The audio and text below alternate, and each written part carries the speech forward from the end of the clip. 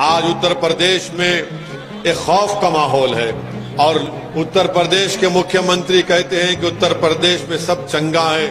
बड़ा ही झूठ को कहते हैं। 2017 से 2022 तक 35,000 फिरक़े फसादात उत्तर प्रदेश में हुए, तो उत्तर प्रदेश में कहां चंगा है? आप बताइए, हर साल 5 साल में हर साल को ऐसा साल नहीं जाता जहां पर दलितों पर अत्याचार नहीं होता।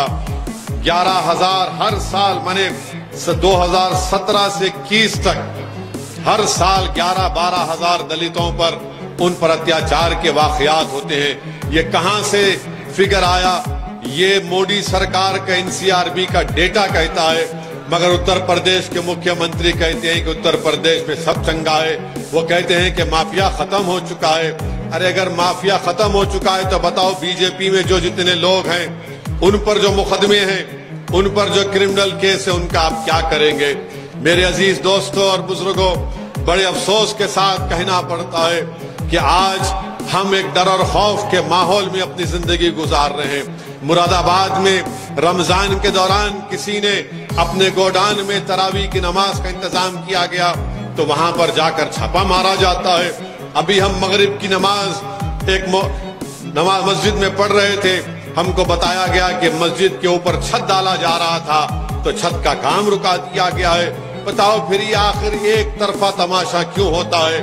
और मैं आपसे एक बात कहना चाहता हूं कि आपने पिछले विधानसभा के चुनाव में तारीखी तौर पर झोली भर भर कर आपने समाजवादी को वोट दिया।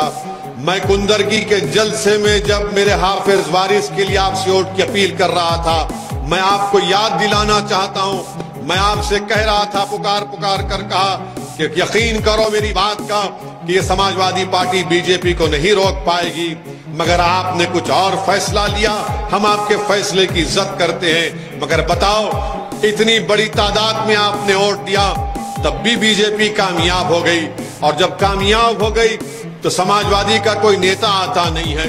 समाजवादी के कोई नेता में इतनी हिम्मत नहीं है कि वो गलत को गलत बोल सके, जुल्म को जुल्म बोल सके और मजलूमों का साथ दे सके। आज यही वजह है कि आपने वोट तो दे दिया उनको, किसी को आपने अपना विधायक बना लिया, मगर उनकी जबान नहीं खुलती।